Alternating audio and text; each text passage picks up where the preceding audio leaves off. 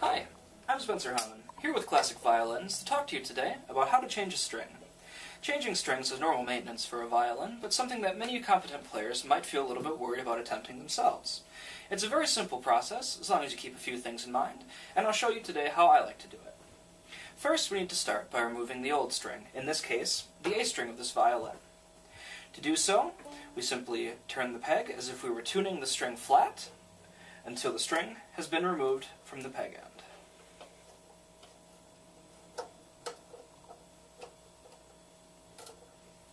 The string free of the peg, then we will unhook it from the tailpiece. This tailpiece only has one fine tuner for the E string, so it is just locked around the little slot in the tailpiece. I'll just pull it free.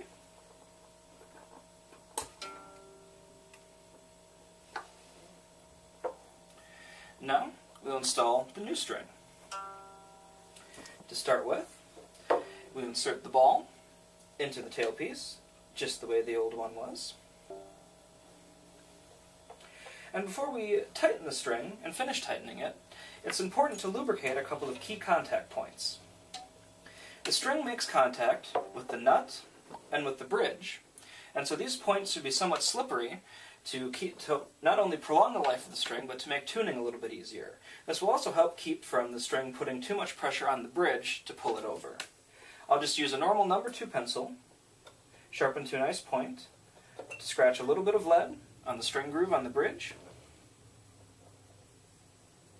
and a little bit on the nut groove. Then, I will line up the string with the slot on the bridge, and continue to feed it into the peg. Now we will insert the string into the peg hole. This is also a good time before doing so to just give your peg a good turn to make sure that it is seated correctly and turns freely, like this one does. If there is any resistance, or it feels like the peg might not be completely round, this would be a good time to bring it to a local repair shop to get this checked out. I've aligned the peg so that the hole is facing up, so it will be easy to insert the string. I then take the end of the string and insert it down into that hole, just until it touches the back of the peg box. At this point, it should be properly seated. I will then start turning it to start tightening in the string.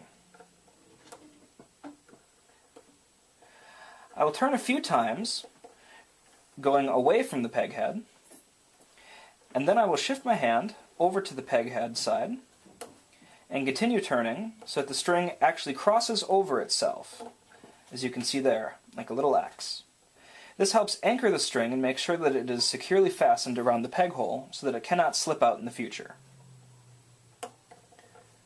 I'll then continue turning, taking up tension in the string,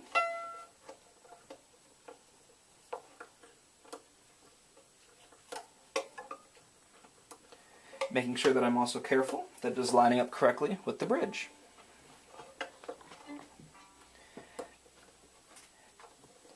You'll notice that I turn the string very close to the wall of the peg head.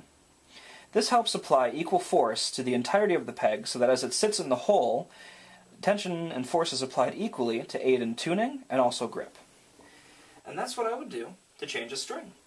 At this point, all that's left is to tune the string and tune up the rest of the instrument, and you're ready to play.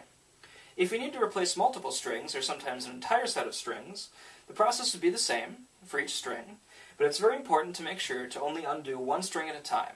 If you start taking off more than one string, you run the risk of possibly having the bridge fall over or get knocked out of whack, or depending upon if your sound post is fit correctly, the sound post could even shift or fall over. If you encounter any of these problems, do not attempt to fix them yourself, but rather bring them to a place with a competent repair staff. I hope you found this information helpful. Thank you very much.